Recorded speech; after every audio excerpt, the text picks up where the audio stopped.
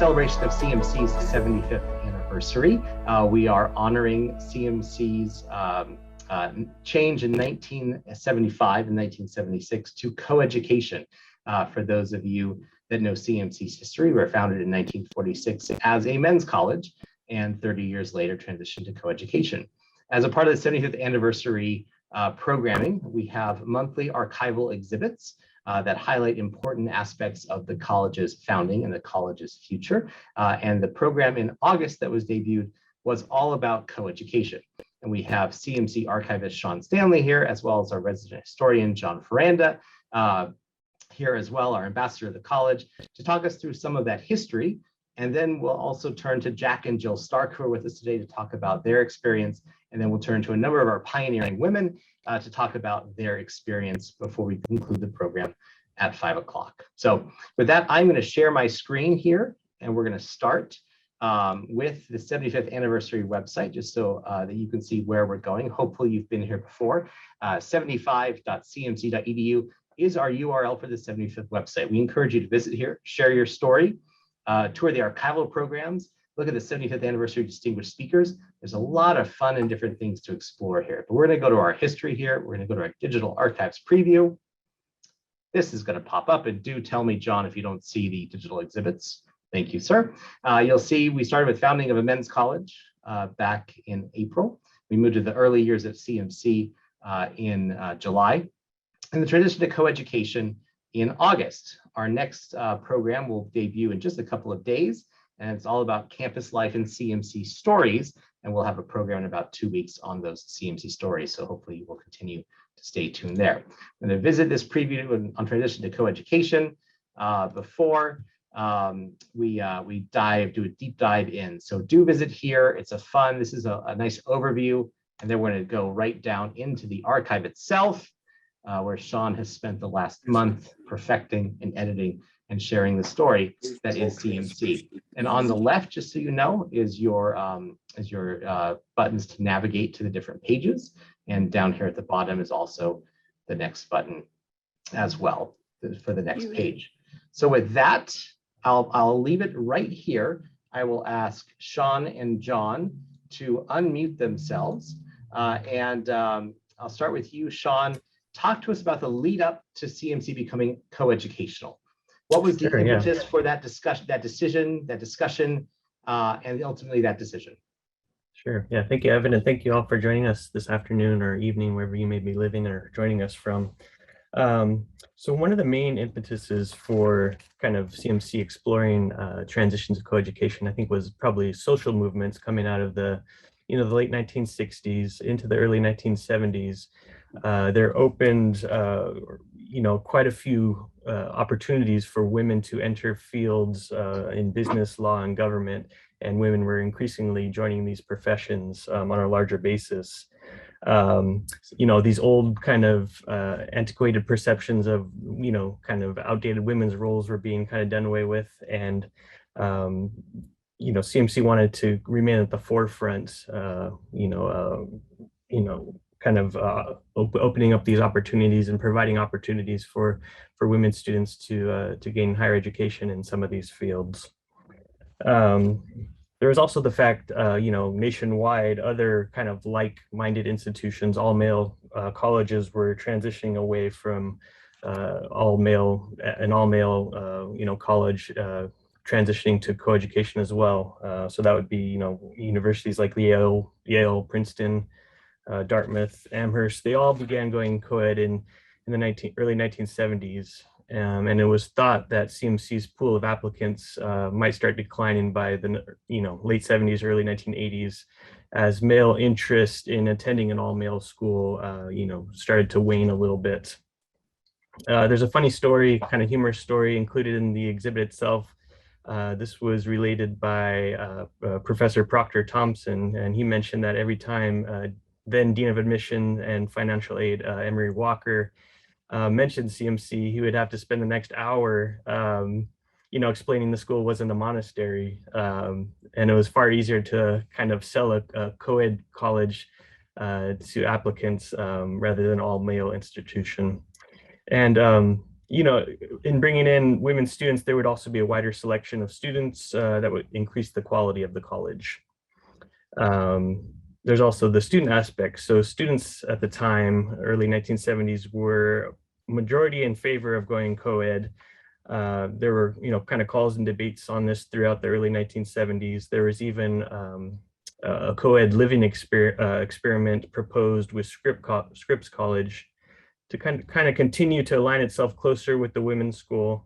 This was proposed in 1973 and ultimately never came to fruition, but you could see that the call for coeducation was there and, was gaining traction. And then this would lead to, kind of the debates through 1973 and 74. A committee was established to kind of explore the feasibility and possibility of becoming a co-ed institution. And that would ultimately lead up to the Board of Trustees vote on April 24th, 1975, when coeducation was adopted. Thanks, Sean. I'm going to move to John to talk about that social life on campus. John, before I go to Jack and Jill and kind of hear their thoughts on moving CMC into a coeducational institution, I wanted to hear from you, who applied to Claremont Men's College, accepted a position at Claremont Men's College, but when you arrived, it was soon going to become a coeducational institution after your first year. So what was it like on campus after that vote and you were a first year, and how was that 1 year as a men's college before we transitioned to coeducation during your sophomore year? Yeah, thank you, Evan. If you go back to the exhibit, there's actually a rubber stamp that we have there on one of those pages about Claremont Men's College will go coeducational. So we all got a letter with that stamp on it. Maybe it's the page before this one, Evan. I think it's the introduction page. But anyway, I think that CMC, yeah, there you go. Claremont Men's College, that was the letter we got. Claremont Men's College did not market itself as a standalone men's college. As Sean said, it was not seen as a monastery. The catalog that I looked at as a high school student had lots of pictures of women in it and, talked about scripts and cross-registration and cross-dining and things like that. Many of my classmates are on the call, so I hope they'll correct me. But at the time, we did a lot more with scripts. Our orientation program was kind of coordinated with scripts. We did things like a scavenger hunt with scripts, and the freshman men at Claremont Men's College learned songs, and we then went up to scripts to serenade the dormitories during orientation week and things like that. So it wasn't a solitary experience, but as a kind of clueless freshman, I don't remember really thinking a whole lot about what it was going to be like when the college transitioned. It seemed like a pretty natural thing that would happen at the Claremont colleges. Thanks, John. Jack and Jill, I hope you are unmuted and ready to go here. It's good to see you both. I will ask to unmute you. There you go. Talk to us about your thoughts, and maybe Jack or Jill, you can choose who starts, but of course you started the conversation to move CMC to become a coeducational institution well before 1976. So from your words and your memories, talk to us about the decision that you made to push CMC in this direction. Well, Claremont Men's College, from its very beginning, was an institution to educate students for leadership in business government professions. It was clear that if you were going to be in the leading edge of this, you had to be more co-ed than just single sex. It's true that CMC was not like Dartmouth, men pretty much by itself. We did a lot of things with scripts. We had co-sponsored dances with scripts. You could eat in the Scripps dining hall and so forth and so on. So when we decided to look at the question of co-ed, there were three options. One, to stay single sex. Two, to go co-ed. Three, to integrate more with Scripps. to have coeducational dorms with Scripps to bring us even closer together than we were. We had a meeting with the CMC trustees and the Scripps trustees, and it was clear Scripps was not interested in becoming engaged. They did not want co-ed dorms. They were going to be a women's college, and that was it. So that took that option off the table. So there were just the two options, co-ed or single-sex male. Now, the rationale for us was a little different from others, and many people felt we didn't need to go co-ed. So we spent at least a half a year deciding how we would decide, which I came to recognize was a very important issue. And what we said was we would only go, we would contact everyone we could think of, the Alumni Association, the parents, the students, would take a vote of everyone as advisory to the Board of Trustees. We would only go co-ed with a 2/3 majority of the board. We wouldn't go co-ed with a simple majority. We would not change the curriculum. The curriculum would remain the same. We would seek women who wanted to study what we had to offer. And finally, we would not change the name initially. Now, so those who were opposed to co-ed felt that process was fair. And we went co-ed. We got the majority, the 2/3 majority by one vote. But those who were in opposition felt that they had a fair hearing, and after all, we kept Claremont Men's College. We would soon see that it was a bad decision. We would go back the way we were. Of course, the opposite was true. It proved to be a very great decision, and we attracted outstanding women. We did not do an affirmative action for women. We said we would take the best students, whether men or women. So the women's scores and grades and such look just like the men. However, for the first several years, the women got better grades than the men.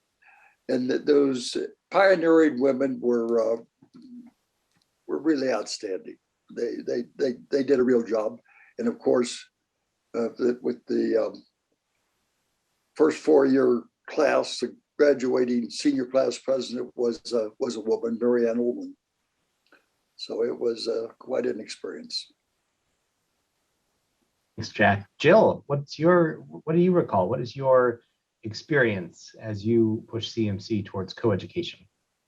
Well, I was working at Scripps when Harvey Mudd became a college. I was a student and then working at Scripps. And the women at Harvey Mudd lived at Scripps.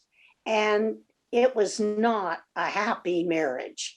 And so when we talked about our women from CMC living at Scripps, I was 100% against it and did all my marital wiles to make Jack realize that having them live at CMC was a really important first step.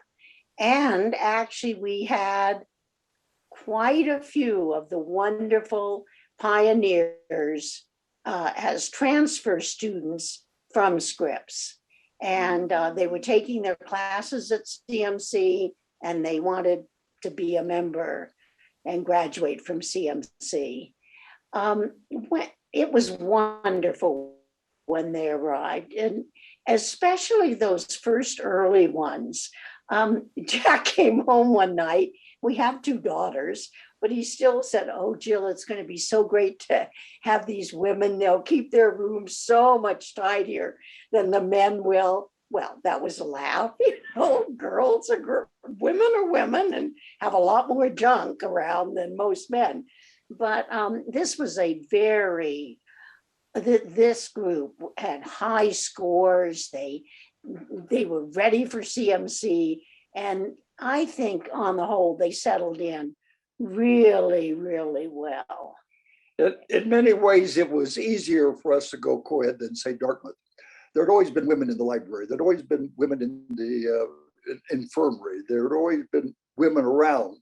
So it was not as dramatic a change as it was for some single-sex men's colleges. Yeah, but they didn't have very many women sleeping in the CMC dorms, Well, I hope. so that was new. We went co-ed by floor. But initially there was, the class was only about 25% women, as I recall. So they were a small group, but they were terrific. Well, thank you both. So we're now on the second page, looking at the first women students at CMC. And I will note that Kathy Hurley was on our program over the summer during our 70th anniversary countdown. I don't think she couldn't be with us today, but we do have a number of other pioneering women. And I wanted to turn to Sean about this page and kind of what he learned about those first women to accept our offer. What did you learn, Sean? Well, of course, Kathleen Evans was, kind of the first, or she sent in her first commitment deposit to CMC. So she kind of has the distinction of being, I guess, the first women student at Claremont Men's College. So with Kathy Hurley, her father was a mining engineer and she wanted to pursue a similar career path. So she enrolled at CMC in a joint program with the Colorado School of Mines, where she would earn a dual degree in management and engineering, and it would feature a 3-year concentration in economics, mathematics, and the sciences at CMC. And in addition to her scholarly endeavors, she was also a star athlete. She earned letters in cross country and volleyball and track. Some of the other earliest women students, one thing I found interesting was that of the, I believe it's 6 of the first women graduates in 1978, 3 of them were transfers from other 5Cs colleges, 2 from Scripps and 1 from Harvey Mudd. So I know there's a photo down at the bottom of that last page. We can take a look. But, just to see kind of the reason or rationale for the transferring over from, the different the 5C colleges. I found that the majority of the, if not all of the women students were definitely driven and unintimidated by, kind of the heavily male atmosphere early on. And they all wanted kind of the chance for a premier liberal arts education, with a focus on business and the public affairs. And yeah, if we scroll down a little bit, Evan, we'll see Maria Payne. We have a nice feature on her, kind of speaking about her decision to transfer over and why she transferred over from Scripps. But again, there was that kind of thread running through the majority of the women students. They're all kind of searching for that education in the public affairs to kind of undertake those new opportunities that are opening up for careers in business and elsewhere. Great, thank you, Sean. And while we're here, I would love maybe Jack and Jill, if you would mind commenting on some of the first women to attend CMC, and maybe even Jill, what your concerns were as a 5C administrator.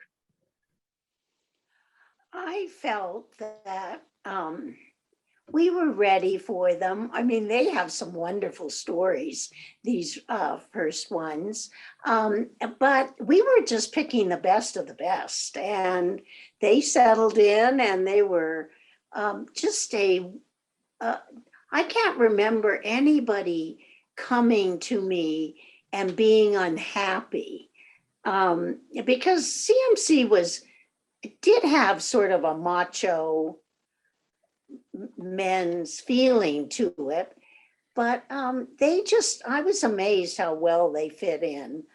I I don't remember anyone wanting to leave after they'd gotten here. And they were a close group too. One of the things I loved is how many of these early people married into the CMC family. And sent their children back to CMC. And then they sent their kids to CMC. So that's a bit, I mean, that made me Which feel Kathy really Hurley, good. right? Kathy and Kelly Hurley's daughter came to CMC. Jill, there Oh, was yeah. a question. There was a question in the chat. We know you've served as president of the Scripps Alumni Association and been on the board of trustees. Brad Pine wondered, did Scripps ever consider at the board level whether they should go co-ed? No, Scripps never did, no. And they, in my day, they looked down a little bit, not just a little bit, they looked down on CMC. CMC wasn't quite up to Scripps standards. In those days, Scripps had more money, a more beautiful campus, and their SAT scores were probably a little higher than CMC. No, they weren't. I'm not so sure at that time. No.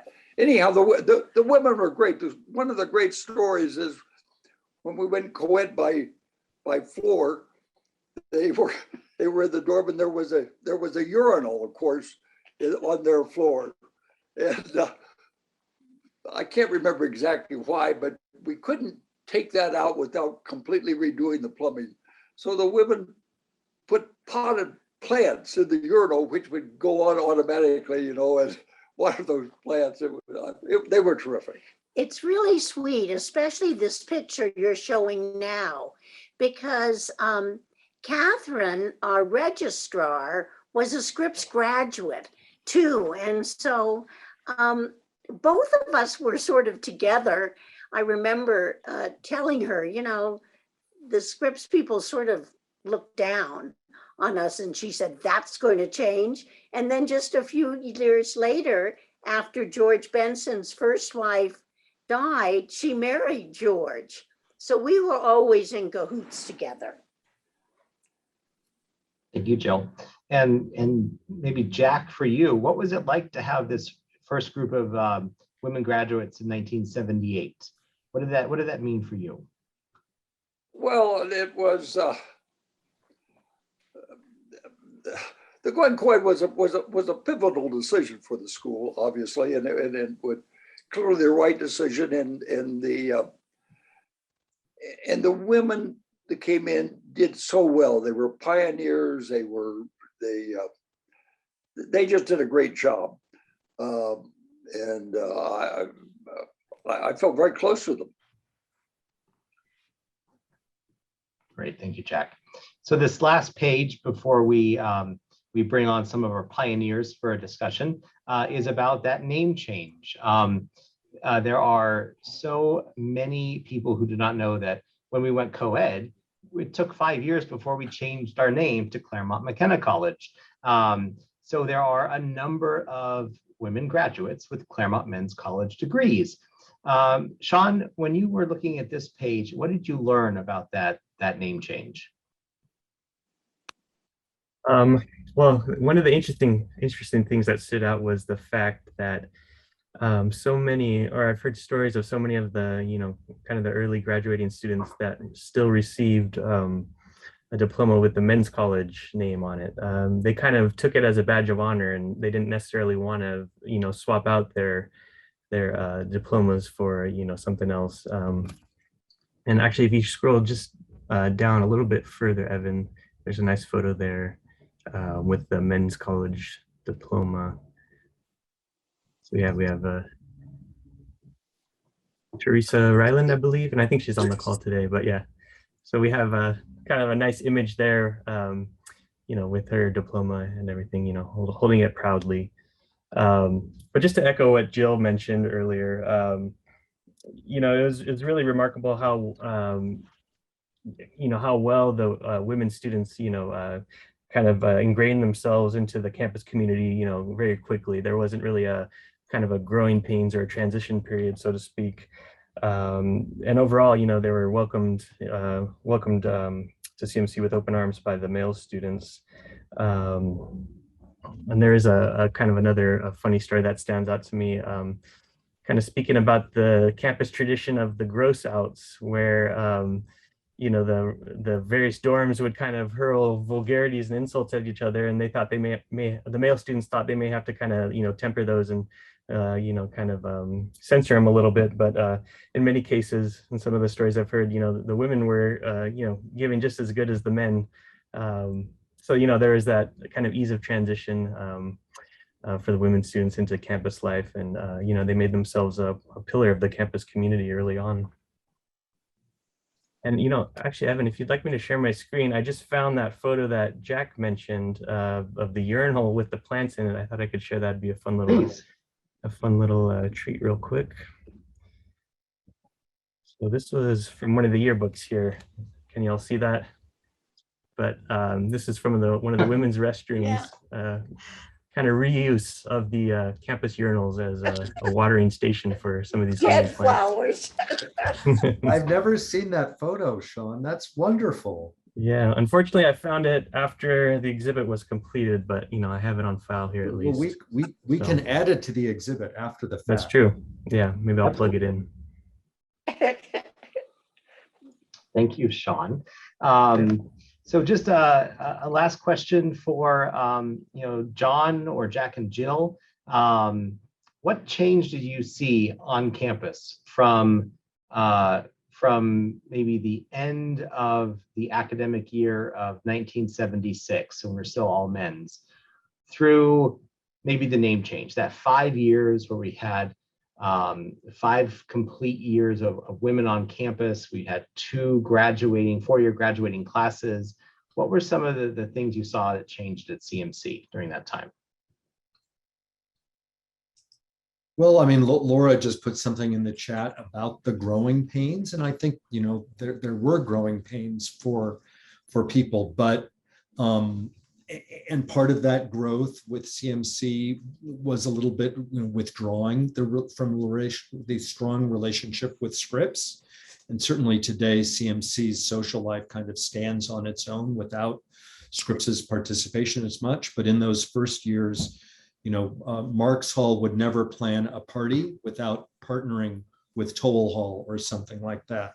But I do think that the women, I mean, in my mind, people like Meredith Ullman, who unfortunately is no longer with us today, although her daughter, Laura Brun-Alvarez, is a senior at CMC now.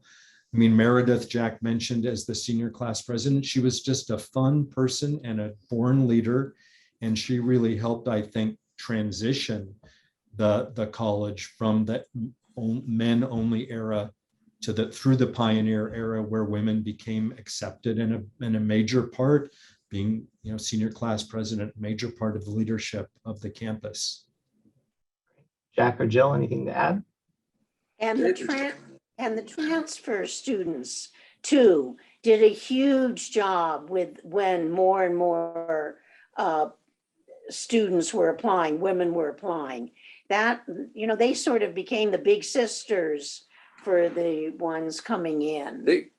I think it's fair to say that all the colleges were closer in the old days than they are today. And part that was because of size. We were much smaller.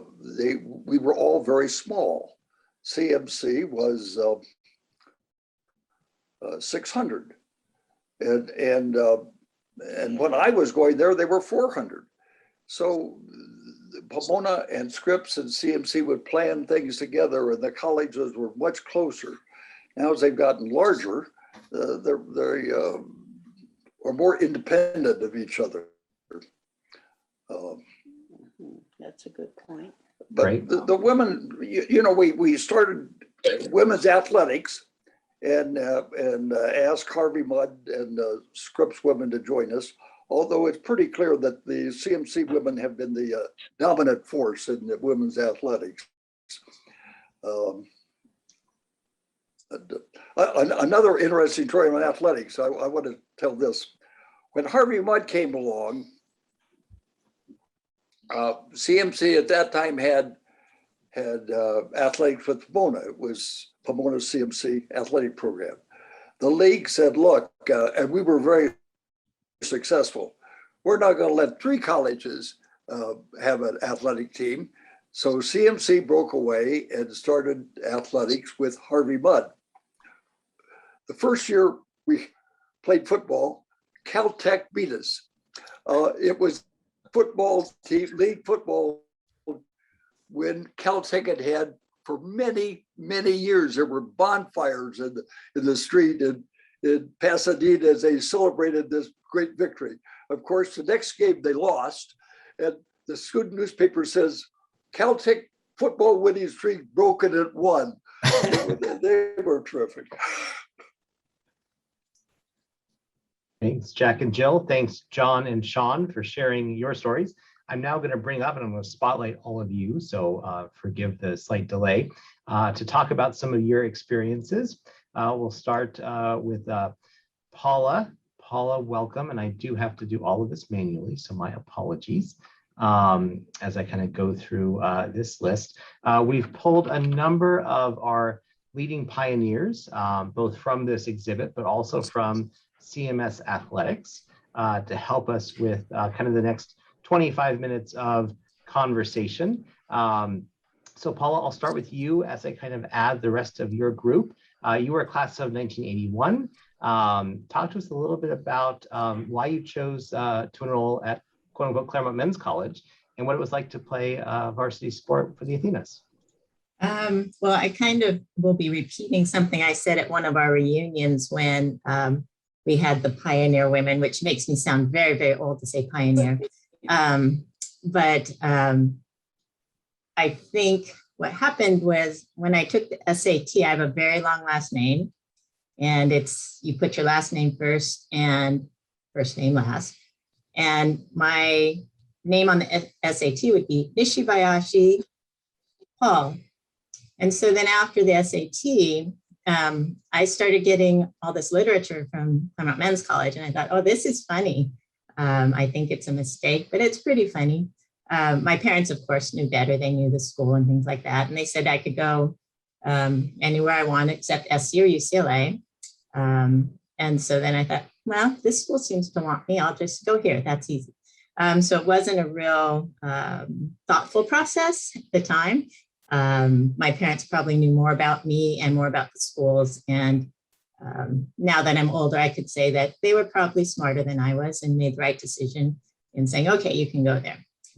When I enrolled, I thought, I'm not sure if I'm going to play sports. I played a number of sports in high school, and I thought, well, I think in college I'm really going to have to study, and I don't know if I'll have time for athletics.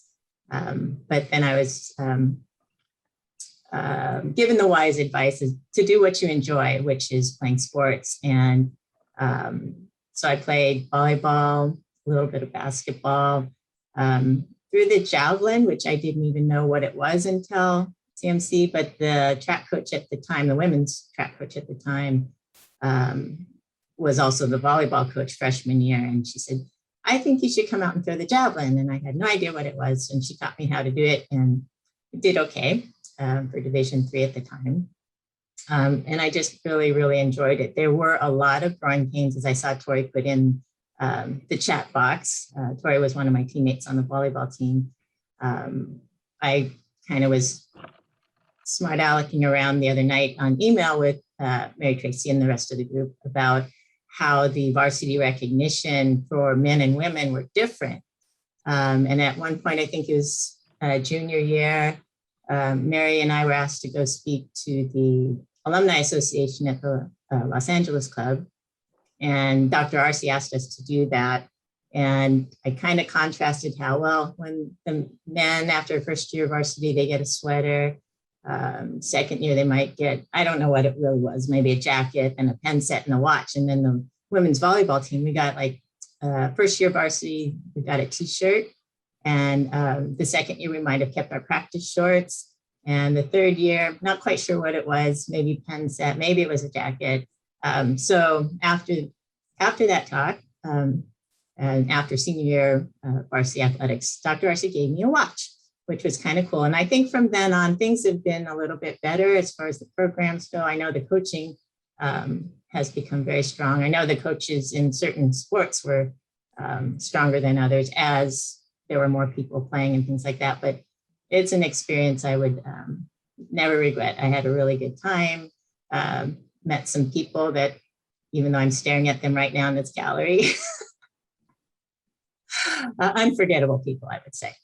But very enjoyable, very good mix of the academics and the athletics. And it's amazing to see now how much the volleyball program has grown and succeeded, to see that they were national champions, which that's just incredible, because I remember a quote in the 5 College newspaper about our volleyball team, that we were the cellar dwellers. And so there's no more cellar dwellers there. And I'm very proud of what that program's become.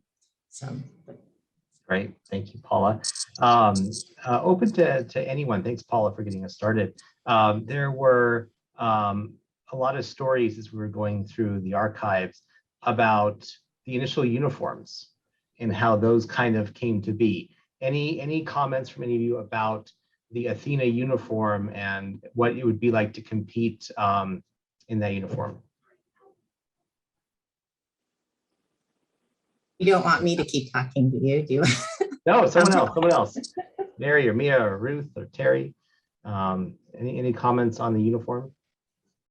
The track and cross country, we were first year or two in green and white, and we were SCUM because that was our initials at the time, SCHM, until they changed it to CMS. So I guess that was a wise decision, because SCUM probably wasn't the best motto to have, but we thought it was funny. So we made, we used it as a cheer, I think, actually in cross country. But the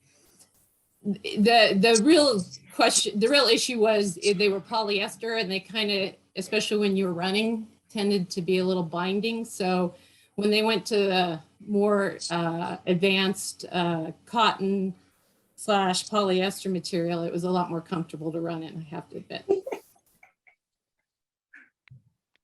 I don't remember too much about the uniforms, but it was very 80s, 80s. It's a very 80s looking uniform. Can I speak on this issue? Yeah, who is it? This is Tori Pollock Vale. I was co-captain with Paula senior year, and we were on that first team. And one of the things that really surprised me was we were asked to sew our own uniforms. And I came from playing club ball all over Southern California, and I didn't quite understand what they were asking me to do. So that was a little surprising that they would ask the varsity women to sew their own uniforms. That is something that we learned through the archival process. Did any of you have to sew your own uniform, or were you asked to do so? Well, I was on the swim team, so not so much. And I think not a huge difference for me, being in a men's college, because swimming was always a co-sport, right? You're always on the pool deck at the same time, you're working out at the same time, that kind of thing. So I didn't see a lot of difference in that. On why to go, Paula, I feel like a complete opposite. I went for the accounting program, which I did end up doing an internship with Arthur Anderson, and I went that route. But my parents were just like, what is this school? We've never heard of it. It can't be that good. What school? My dad was Ohio State. My mom was San Jose State, and they didn't know anything about small private colleges in Southern California. So that was kind of funny. I mean, it was, and it met all of those expectations. I was also only ever going to be a D3 athlete, so it was perfect for that. And just just having it co-ed was obviously very, very important. My next door neighbor, my senior year in Phillips, High E, and Stu's roommate, Scott, right there, and of course our most amazing water polo and swimming coach, Mike Sutton. So just athletics was key, and roommates and relationships were key. And I think too, going into the accounting profession, kind of go into a macho, tough ish, whatever school worked fine to be able to, hopefully succeed as we left. And, I just kind of never saw the difference, right? It's like, hey, we graduated, we moved on. And yes, I chose Claremont Men's College on my diploma, and it's a great conversation starter on a resume. And, I have no trouble defending it.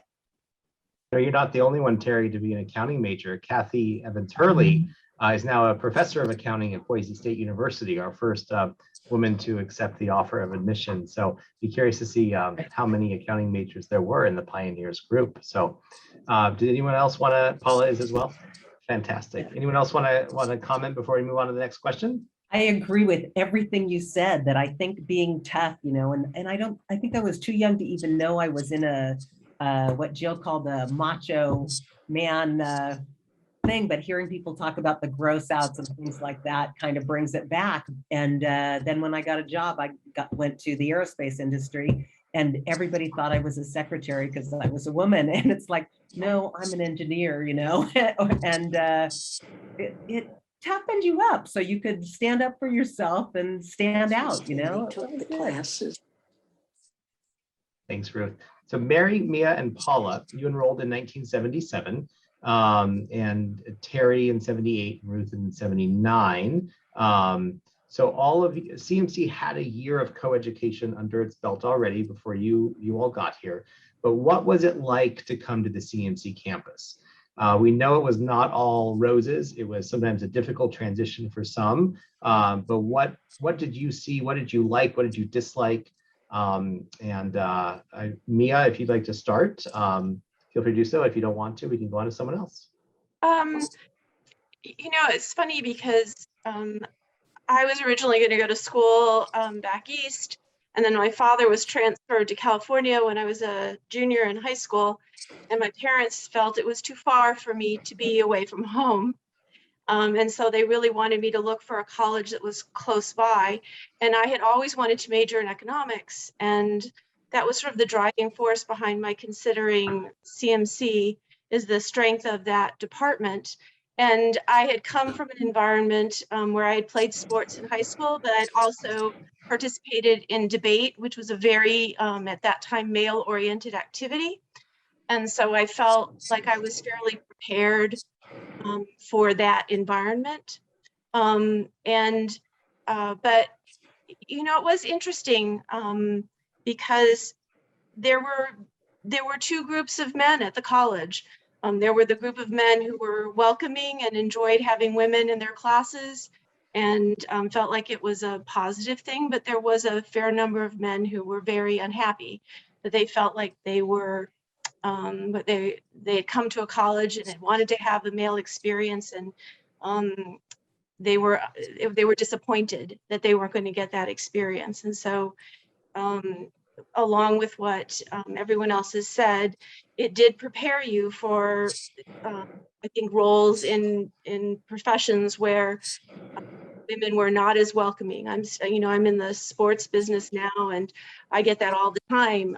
People come into our facility and they say, well, where's the director of tennis? Well, I'm the general manager, and so he works for me. And if you want to get something done here, you're going to have to go through me. This is now. And so I think that experience helped to prepare us not to sweat the small stuff, but at the same time, not to look past the big stuff, and to stick up for ourselves, and to learn when it mattered to make a difference, but at the same time to let some of the stupid stuff go. I think for me, it was probably a bit different than everybody else's experience, because I grew up in Claremont, and my sister-in-law is Val Ducey, i.e. Ted Ducey's daughter, and dated my brother since they were in high school. So I've always been indoctrinated with CMC to a large degree. So the men issue really didn't get on my radar much. And the thing that I really stuck out to me about what enabled me to do well at CMC was the fact that they were so open to athletics, because I had never competed before I joined CMC, and decided to go out for the track team my second semester of my freshman year before I transferred out, because I wasn't really enjoying it there. I felt very sterile. So once I joined the track team and wonderful people like Paula were out there, it just became a whole different experience. And I felt like I belonged. And I just really appreciate the fact that they were so, I joke that if you had a heartbeat and could walk, they would take you on the track team. So, and I don't really think that was much of a joke, to be honest with you. But anyway, so the fact they were so welcoming to anybody that wanted to join was just a wonderful asset, and obviously changed the course of my life. Thanks, Mary. Terry? Yeah. I was just going to say, I've been on a couple of the other CMC calls or whatever groups in the last year. So these have been much fun to just see people and to remember all the great things. But one of the questions that kind of was posed out there by Mike Sutton in the last day or two was just, like something that was not good, right? And as I've mentioned it on some of the prior calls, none of the women can believe the condition of the dorm rooms in the North Quad when we got there. Oh my gosh, right? And we all had to queue up when we'd come back in the fall to see how the least gross rug we could get out of the basement in Phillips, so we would have a carpet on our cement floor and no closet doors, and guys traipsing through the sweet bathrooms at all hours, and it's oh my gosh, it was just so horrendous. But then of course we had amazing gross outs, so that probably made up for it a few years. But my freshman year I was in a triple, one of 3 triples on campus, and on the dark side of on the dark side of Wolford, within a triple. So I would say everybody had a better room than I did. And but I made it to South Side of Green for a couple of years, and Eileen and Joan and I, and we would sit out on Green Beach and we would sit out on Phillips Beach our senior year, and 2 of us were studying for the CPA exam, and we talked about our group being thin, tan, and blonde, and we were all happy with 2 out of 3. Eileen and Joan had dark hair, so there you go. And, I'm going to bring up. The rooms were atrocious. They're better now, I promise. Come back and see the great rooms. I brought up Tori, who raised her hand in the chat. Tori, go ahead and unmute. Oh, she's muted. Go ahead and I just asked you to unmute there. There you go. Am I unmuted?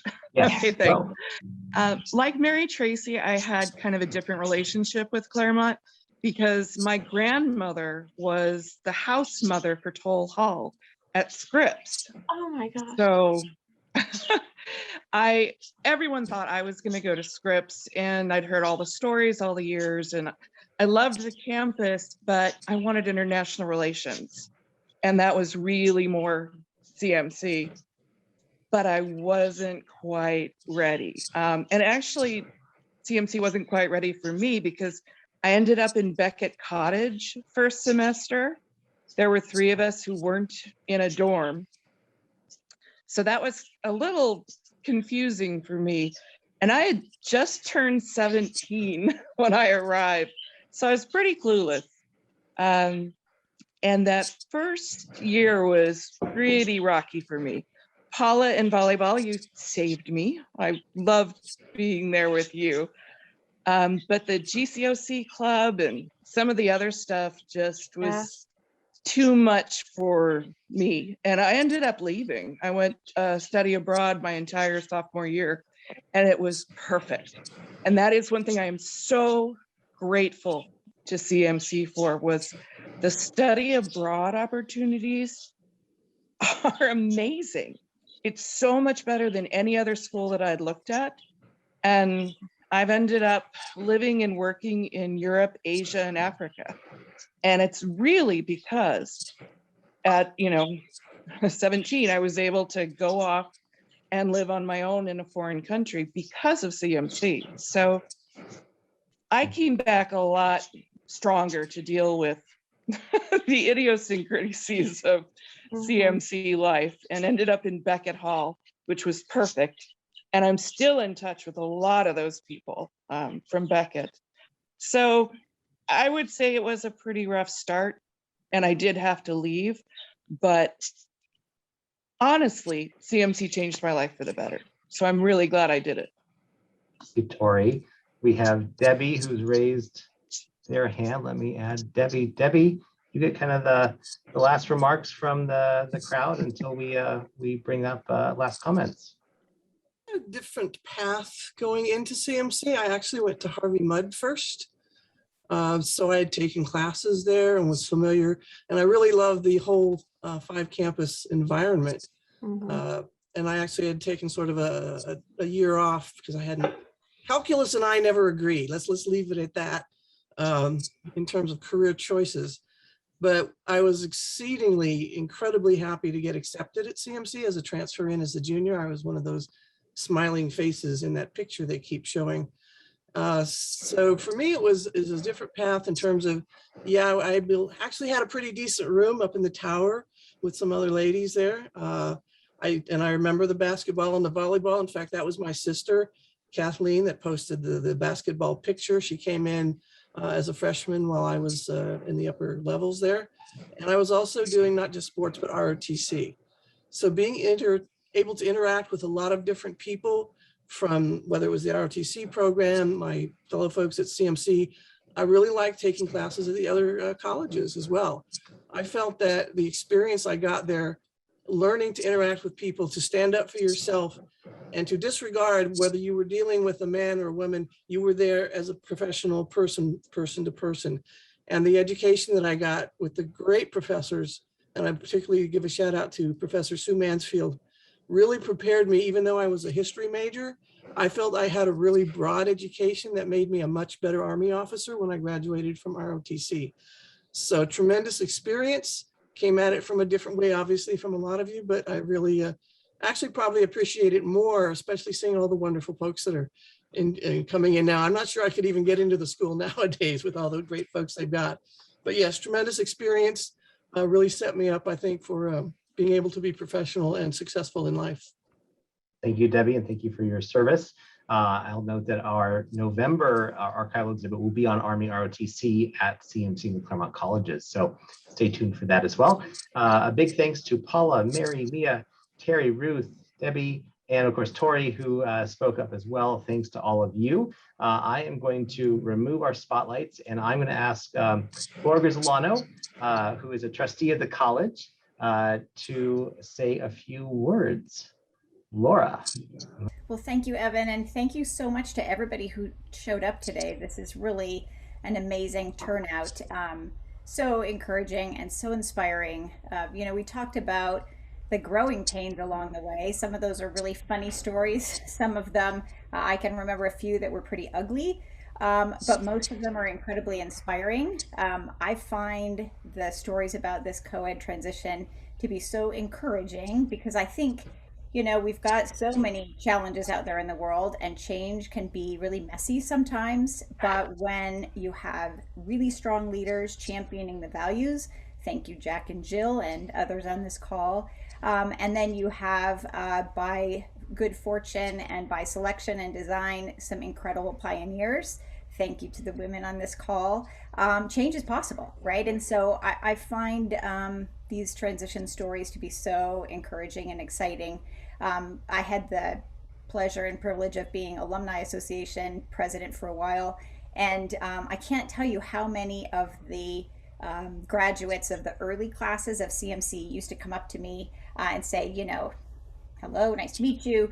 By the way, I was completely opposed to the college going co-ed. I fought against it tooth and nail, but you know what? It's turned out really well, and you guys really made it better. I'm so glad we have a co-ed institution. Thank you for all that you've done. And so, it was the right way to go, obviously, but so many people on this call made it work. Thanks, Shelley Blanton-Stroud, for being my champion and mentor when I was at CMC. But I wanted to sort of share a fun announcement. As you guys probably know, we have the challenge every year, the 1946 challenge, and we try to get 1946 donors in 1946 minutes. And this year the challenge is going to be October 13th and 14th. And because it's our 75th anniversary, we're looking for those inspiring stories that will bring in new people into the challenge. And so we have big plans to create a Pioneers challenge this year, matching grant program. There are already a bunch of trustee women who have stepped up to offer matching grants. We're looking for more women who'd like to be involved in supporting this program. So we're hoping that everybody on the call, male or female, will get involved in this this matching grant challenge as part of our 1946 program. You'll hear more about it later, but if anybody wants to play a bigger role, wants to provide some seed money, wants to provide some stories that we can use to share this opportunity, please let me know. I'll put my my email address in the chat right now, and we'd love to have your participation. But most of all, I just want to thank everybody. Thank you, Starks. Thank you, John Faranda. Thank you, Evan, for being a terrific MC. And most of all, thanks to all the incredible women who made CMC what it is today. Thank you, Laura. Please do put your email in the chat if anybody would like to follow up. That is that's a wonderful wonderful announcement. Thanks, Laura, for your leadership. Sue King is here as well, one of our pioneers and also the chair of our 75th anniversary committee. With that, feel free to unmute, say hello, say goodbye. We hope to see you at the next program. Have a great night, everybody.